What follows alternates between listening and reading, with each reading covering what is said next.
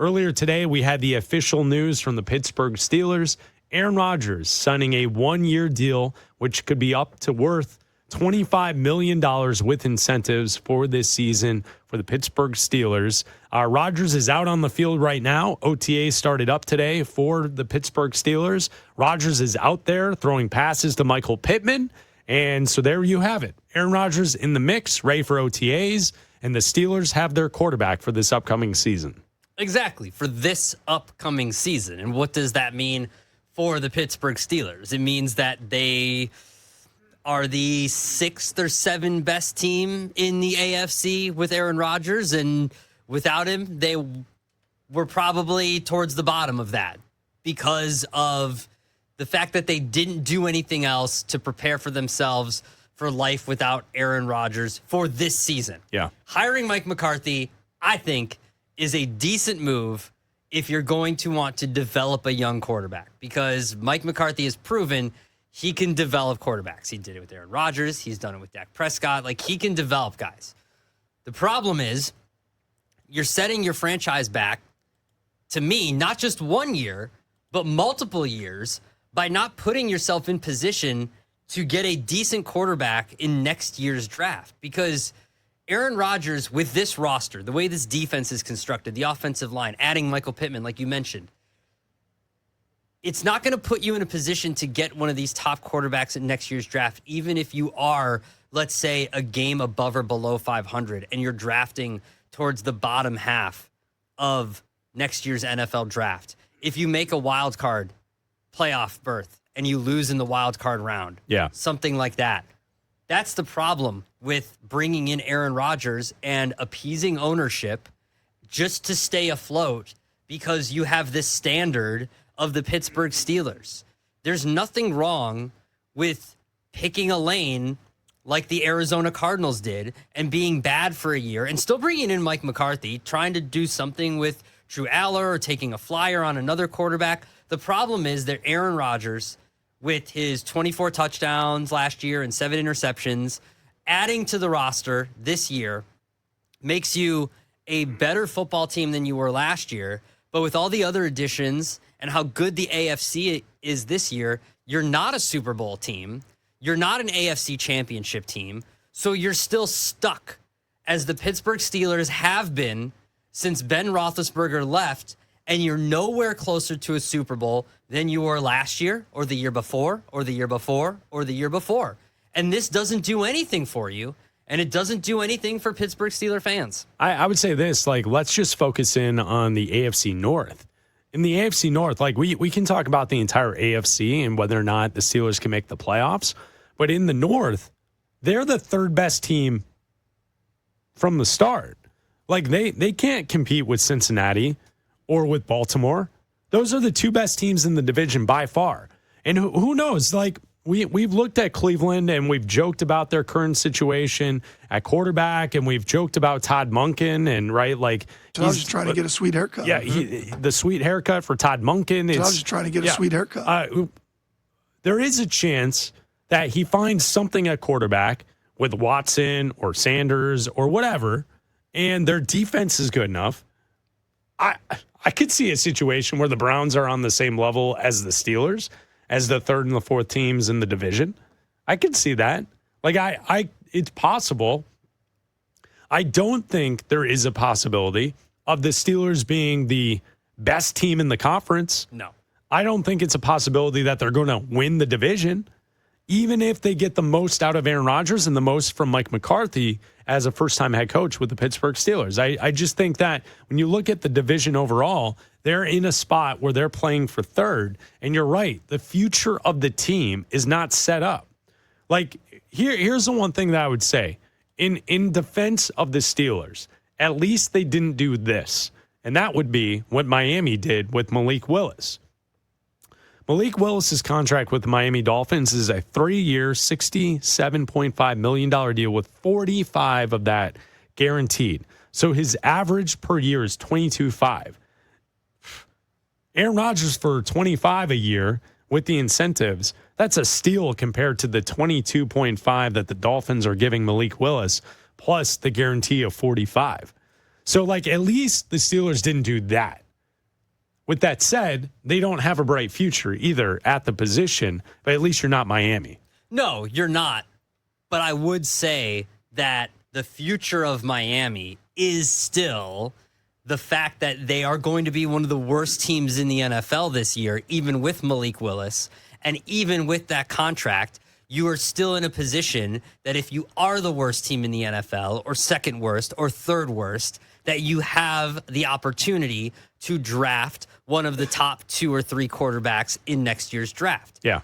Because of the rest of the roster and the unknown that is Malik Willis. Malik Willis hasn't played enough football for us to know. Is he worth $45 million guaranteed, or is he worth whatever, right? The problem with the Steelers, that roster's too good. The defense is good. The weapons are good. The offensive line is good. The quarterback is a Hall of Famer. I don't know what he's got left at 42 years old, but he's a Hall of Famer. And he doesn't make mistakes. He threw 7 interceptions last year. That's it. So he's not going to put you in harm's way. They were in an opportunity last year where at the end of the season, it was a missed field goal that got them into the playoffs.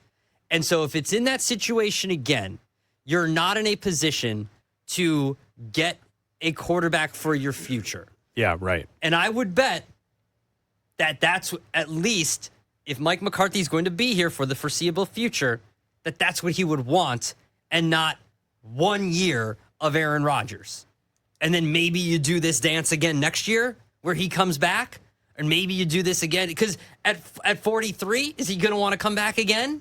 Or is this it for Aaron Rodgers? No, this has got to be it. This has to be it. I would find it very hard to believe that we're doing this again next summer. So what are you doing? You're not going to get the first, the second, or the third best quarterback.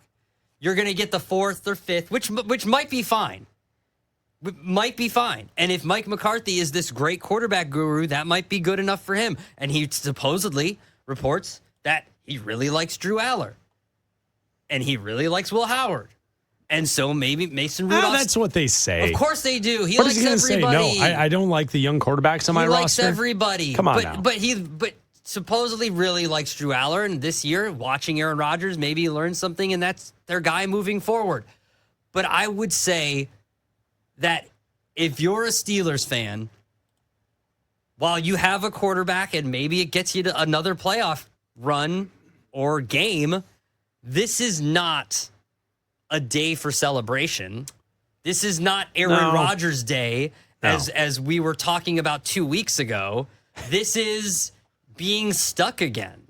This is another path to 9-8, 8-9, and either missing the playoffs or losing in the wild card weekend or something like that. Yeah, and I think that, like, even if Drew Aller develops, right? Like I could see you could sell me on this idea that Drew Aller, they like him as a prospect, and a year from now, Drew Aller is the guy that kind of takes the mantle. Like, I could see that. If they're going to be, if Rodgers retires and then Aller is there after a year of development, I could see it as that being the succession plan.